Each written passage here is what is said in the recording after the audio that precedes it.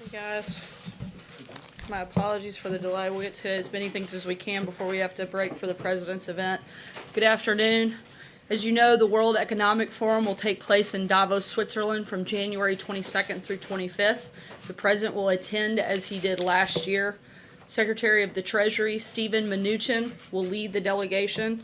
That will also include Secretary of State Mike Pompeo, Secretary of Commerce Wilbur Ross, Secretary of Labor Alex Acosta, Secretary of Transportation Elaine Chao, Secretary of Homeland Security Kirstjen Nielsen, U.S. Trade Representative Robert Lighthizer, Small Business Administrator Linda McMahon, Advisor to the President Ivanka Trump, Senior Advisor to the President Jared Kushner, and Deputy Chief of Staff for Policy Coordination Chris Liddell.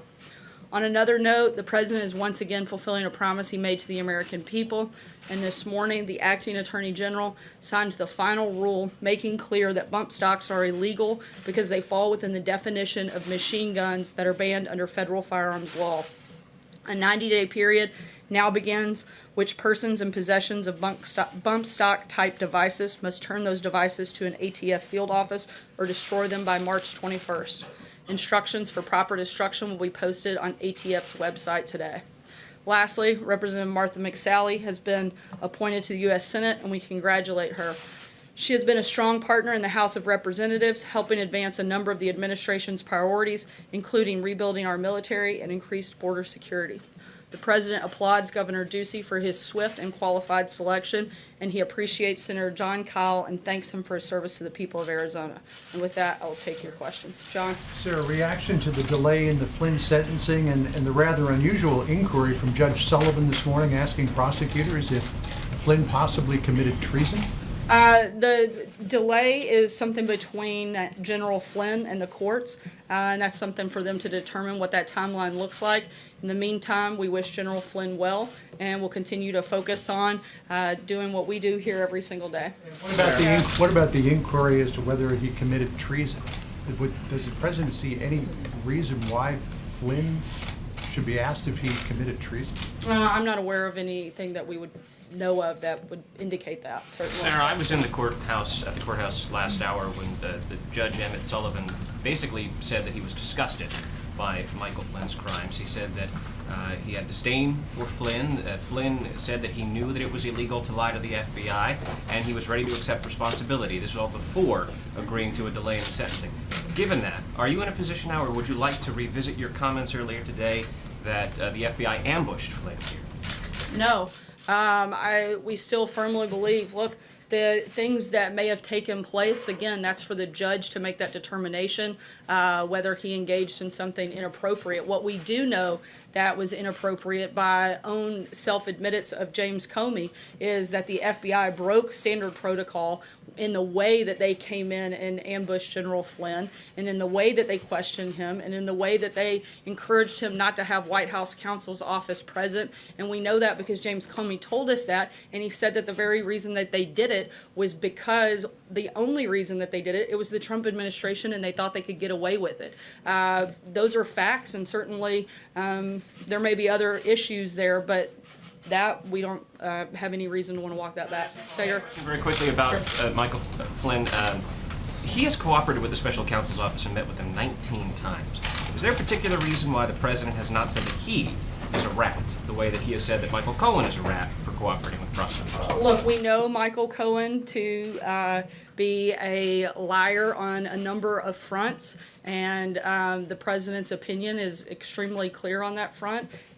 I don't see any reason to go beyond that comment at this point. Thanks, Sarah. Two questions for you on the government shutdown. First, can you clarify us the current White House position towards the continuing resolution that's floating up on the Hill? Is it a demand for $1.6 billion in border wall funding, or is it supporting a continuing resolution to take this matter up after the Christmas break? You know, at this point, the Senate's thrown out a lot of ideas. We're disappointed in the fact that they've yet to actually vote on something and pass something. So when they do that, we'll make a determination on whether or not we're going to sign that. In the meantime, we're looking at every avenue available to us possible. The President's asked every one of his cabinet secretaries to look for funding that can be used to protect our borders and for the give the president the ability to fulfill his constitutional obligation to protect the American people by having a secure border. So we're looking at the other options. In the meantime, we'll see what the Senate does, and we'll let you know when we have an announcement on that front. Second question.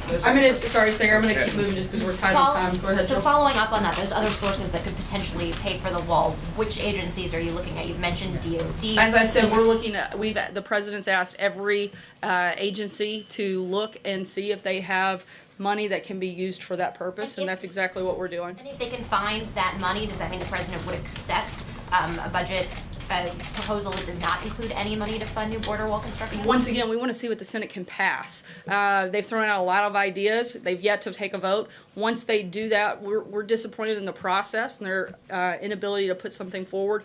Once they make a decision and they put something on the table, we'll make a determination on whether or not we'll move forward on either a short-term or long-term friendly bill. This idea that the Sorry, Congress put Joe, I'm forward gonna keep today- moving. Josh, go ahead. Michael Flynn today tweeted that he did lie to the FBI and to them repeatedly, and that he was working for foreign government during the campaign.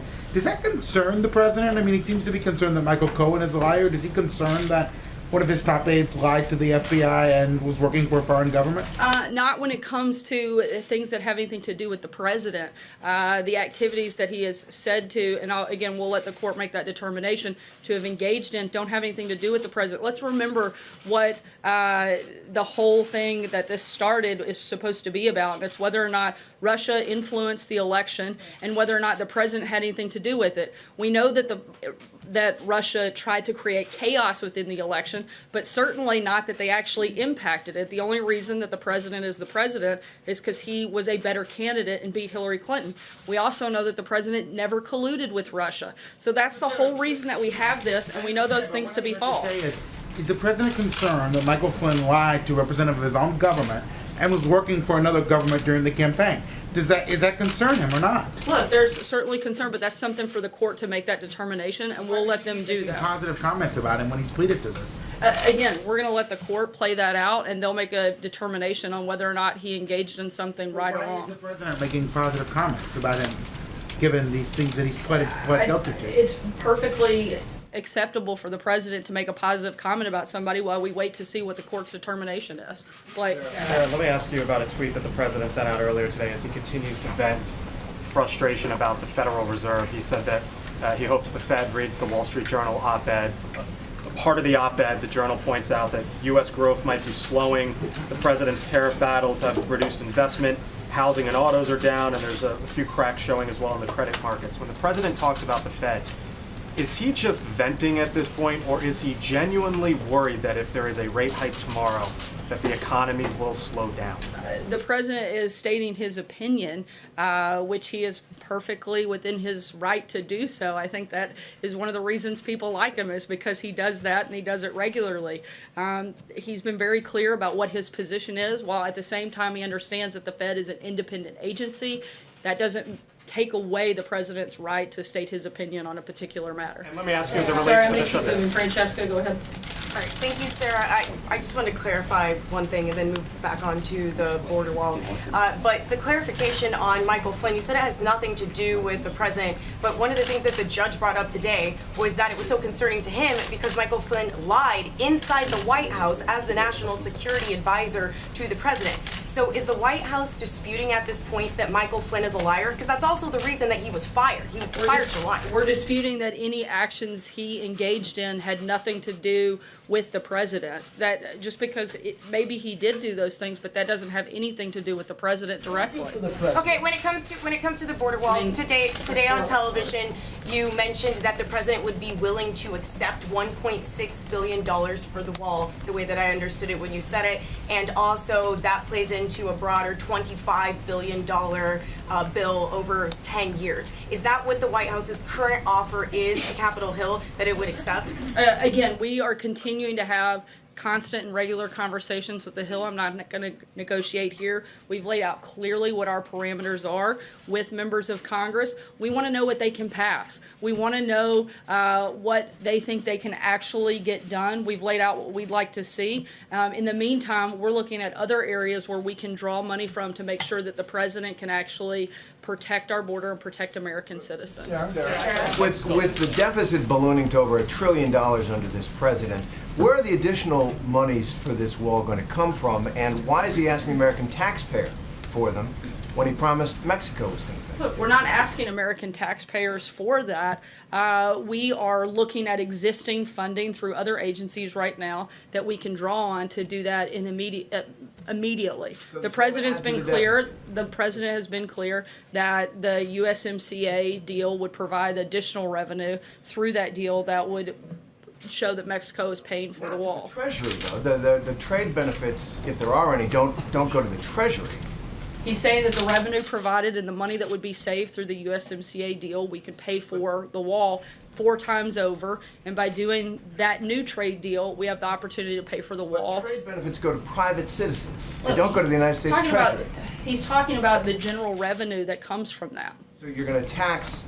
No, we're not taxing. We're talking about additional revenue that wouldn't have existed without the president getting a new deal. Have you done the math on that?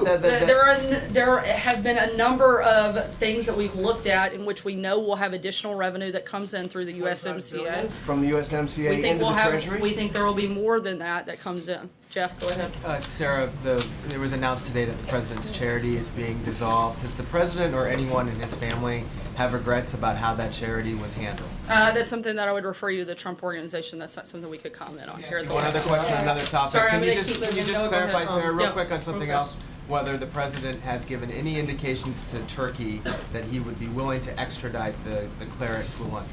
The only thing he said is that we would take a look at it. Nothing further at this point beyond that. Look at Take a extraditing. look at it, but nothing committal at all in that process. Just that he would look into it. You've been saying a lot that things don't have anything to do with the president, and he's just giving his opinion, and he has a right to give his opinion.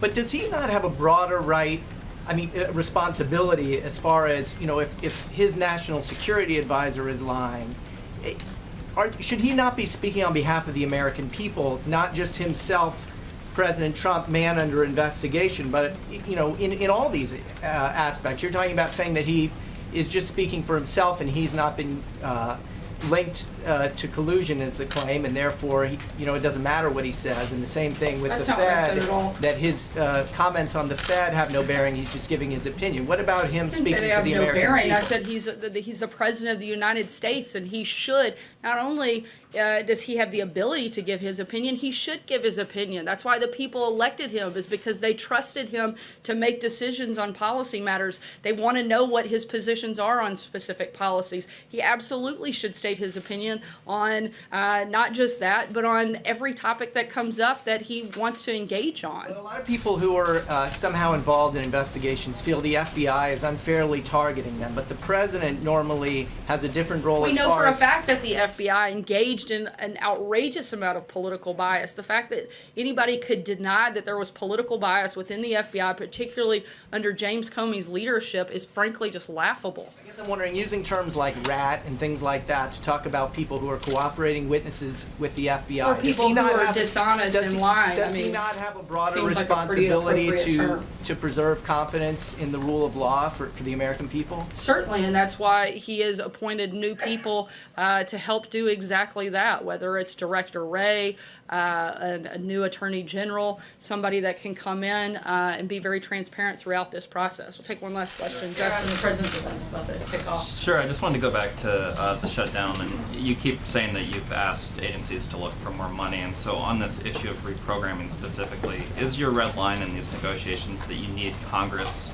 to reprogram money explicitly? So DHS or the Defense Department or whoever it might be the Congress say you can spend this money that we didn't spend on something else on wall construction, or No. are you saying that you think that you have the legal authority, and what are you, I guess, basing that legal authority on, since Nancy Pelosi said today that in fact that sort of authority doesn't exist? I would never use Nancy Pelosi as my source for legal authority on probably anything, but I would use attorneys that work here at the White House and in agencies that that's their entire job, is determining whether or not something is legal, and we're looking to those individuals to find out those So- specific pots of money that can be bonus- used for that. A bonus amount of money that is sort of reprogrammed by Congress won't be necessary for the president's signature on this budget bill. We would like to see Congress pass an appropriations bill that fully funds our government and that allows the president to protect our border and provides substantial border security funding, both for the wall, for CBP, for ICE, all of DHS. But in the meantime, we're also looking at other avenues that would allow us to provide and do our constitutional authority and the president to be able to carry that out by protecting our border and protecting American citizens. I'd encourage you guys to tune in to the president's event. We'll talk to you soon. Thanks, guys.